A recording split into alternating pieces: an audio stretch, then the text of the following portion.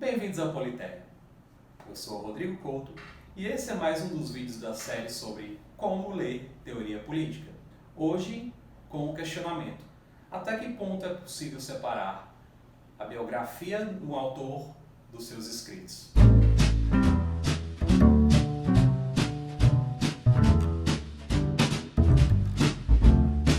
Existem várias formas de ler teoria política e várias delas já foram indicadas ou sugeridas nos vídeos anteriores. Bem, a questão é, ao ler teoria política, e esse foi o questionamento inicial, até que ponto aquele conteúdo é ou não determinado pela trajetória de vida do autor.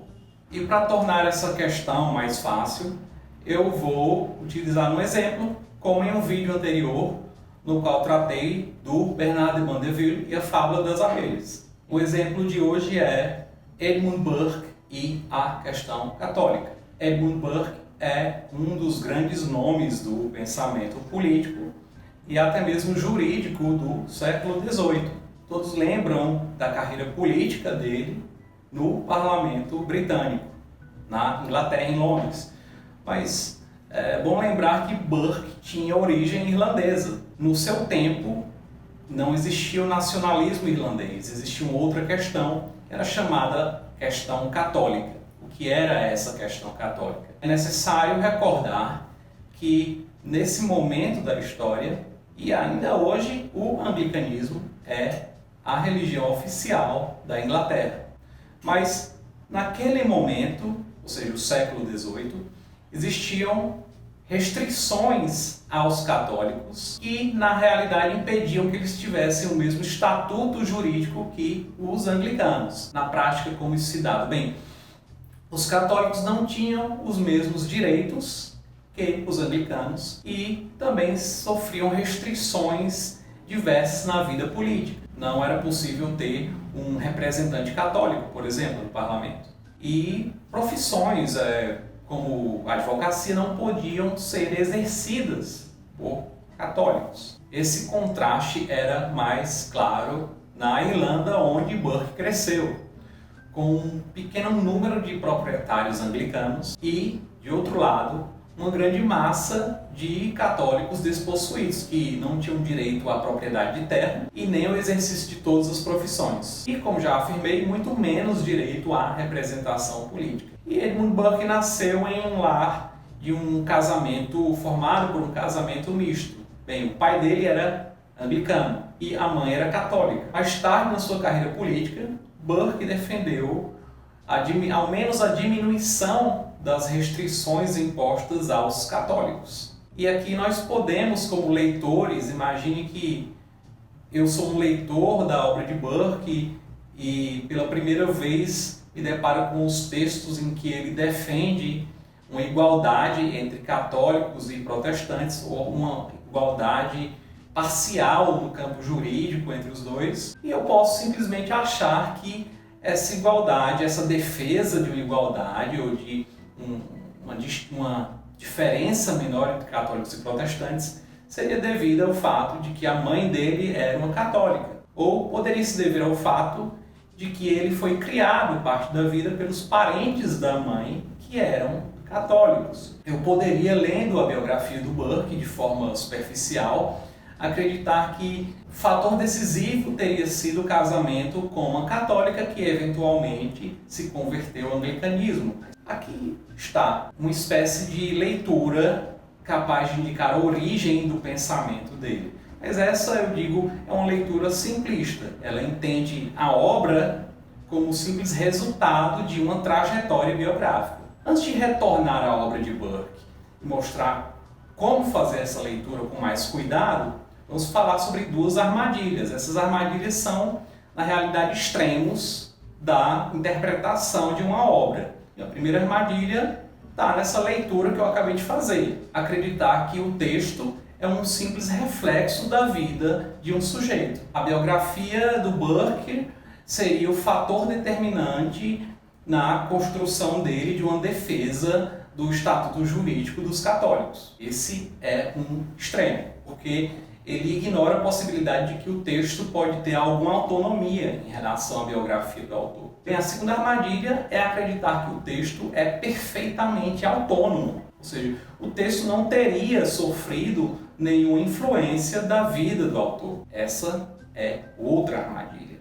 Voltando a Burke, como é que fica isso aí? Estudando um pouco mais sobre a vida do autor, os escritos do autor, vamos encontrando alguns indícios para temperar essa afirmação que eu fiz no primeiro momento, de que ter uma mãe, familiares e parentes católicos seria o fator determinante da defesa dele de uma maior igualdade, uma equiparação entre católicos e protestantes. Pois bem, a questão é, quando nós vemos alguns escritos do Burke, que são escritos sobre religião, ele apresenta uma crença própria sobre o cristianismo e sobre as diversas vertentes do cristianismo. O que é que ele diz? Bem, ele conviveu com pessoas de várias fés, e talvez isso tenha influenciado essa visão, mas ele também estudou muito. Que visão é essa? Bem, ele fala, eu acredito que existe verdade no cristianismo, o cristianismo é essencialmente verdadeiro,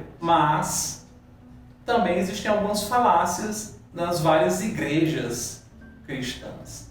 Então eu sou anglicano não porque o dogma oficial é esse, mas porque eu acho que, além de ter herdado o anglicanismo do meu pai, é meio que a igreja nacional, ou seja, ele afirma que havia um afeto pelo anglicanismo. Além disso, ele afirma que achava que o anglicanismo seria a igreja com uma doutrina com menos falácias ou menos falhas. Então, na prática, o que Burke defendia era uma convivência pacífica entre todos os ramos do cristianismo. Sobre o catolicismo, ele afirma que desde a diminuição do fanatismo, ou seja, desde o fim da Inquisição, desde o fim das guerras religiosas, que estão lá atrás, ou seja, Burke não viveu nada disso, é possível até mesmo conviver bem com o catolicismo. Inclusive, na época da Revolução Francesa, houve correspondência entre Burke e o Papa em Roma. Temos aqui uma visão mais temperada, que não depende só dos fatos da biografia de Edmund Burke, mas das crenças religiosas que ele desenvolveu estudando. Estudando história, ele também estudou teologia e também estudou a doutrina das igrejas. Então, o que é que isso nos leva? Nos leva a evitar as duas falácias, as duas armadilhas que eu falei anteriormente. Nem o texto é totalmente derivado da vida do Burke, ou seja, de ter parentes católicos, de ter convivido com católicos, e nem o texto é totalmente decorrente dos estudos que ele fez. O texto e a vida do homem, Burke, eles estão meio que interligados.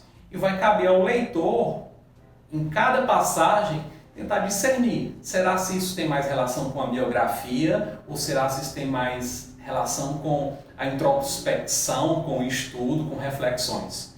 Então, não existe uma fórmula matemática para determinar isso aí. Qual é o conselho que eu posso deixar agora no finalzinho do vídeo? Bem, o conselho é não apenas ler a obra para não cair na segunda falácia, que é achar que a obra é autônoma, para isso, ou seja, para não ler sua obra, procurar uma biografia, procurar recursos sobre o autor. E, em segundo lugar, ao ler essa biografia, não achar também que aqueles fatos, aqueles eventos vão ser determinantes do pensamento do autor, porque não é só isso, entendeu? O texto histórico, o texto político, o texto filosófico possui alguma autonomia relativamente à vida, à biografia dos seus autores. Essa é a dica de hoje. Mais uma vez, esse é um vídeo da série sobre como ler teoria política. Outros vídeos serão gravados sobre esse tema.